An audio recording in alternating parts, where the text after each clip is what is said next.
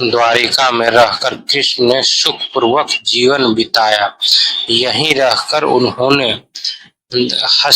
हस्तिनापुर की राजनीति में अपनी गतिविधियां बढ़ाई और 8 स्त्रियों से विवाह कर एक नए कुल और साम्राज्य की स्थापना की। द्वारिका वैकुंठ के समान थी। कृष्ण की 8 पत्नियां थी।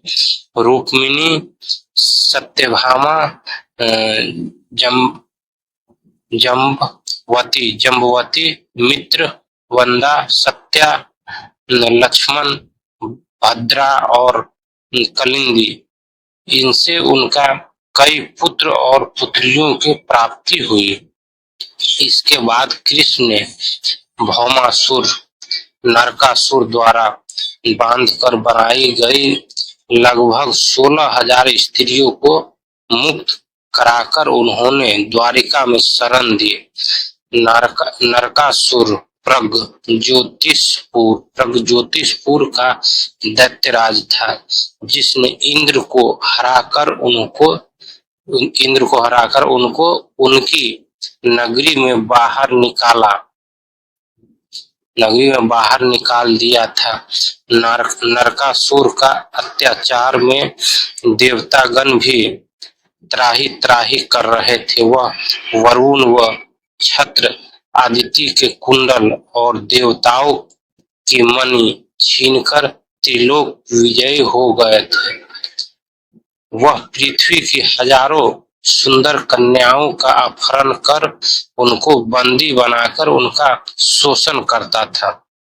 मुक्त कराई गई थी ये सभी स्त्रियां कृष्ण की पत्नियां या रखेल नहीं थी, बल्कि उनकी सखियां और शिष्य थी, जो उनके राज्य में सुखपूर्वक स्वतंत्रता पूर्वक अपना जीवन यापन अपने तरीके से कर रही थी। पांडवों से कृष्ण का मुलाकात एक दिन पांचाल के राजा द्रुपद द्वारा द्रौपदी स्वयंवर का आयोजन किया गया।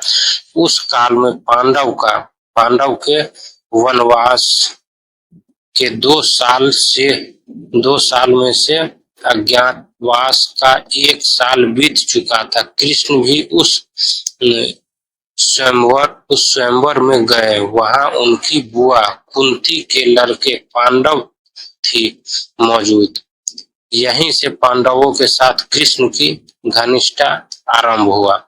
पांडव अर्जुन ने मत्स्य भेजकर द्रौपदी को प्राप्त कर लिया और इस कारण अपनी धनुर्विद्या का कौशल अपने देश के राजाओं के समक्ष प्रकट कर दिया।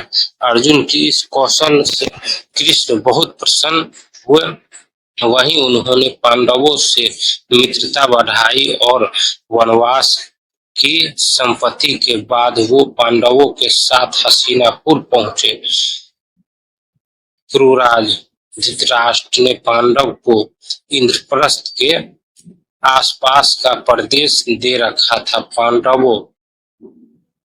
पांडवों ने कृष्ण के द्वारा निर्माण संबंधी अनुभव का लाभ उठाया। उनकी सहायता से उन्होंने भी जंगल के एक भाग को साफ कराकर इंद्रप्रस्थ नगर को अच्छे और सुंदर ढंग से बसाया। इसके बाद कृष्ण द्वारिका लौट गए। फिर एक दिन अर्जुन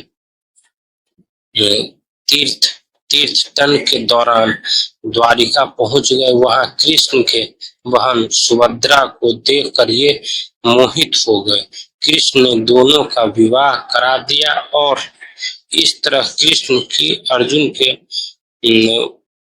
प्रगढ़ मित्रता हो गए।